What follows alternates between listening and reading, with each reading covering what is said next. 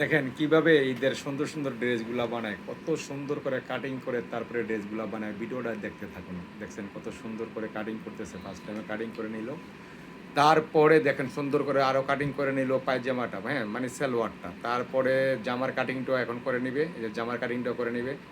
জামার কাটিংটা অলরেডি হয়ে গেছে, এখন কাটিং প্রায় শেষের দিকে। একটু পরেই দেখবেন যে আপনার মেশিনে শিলানো শুরু হয়ে গেছে।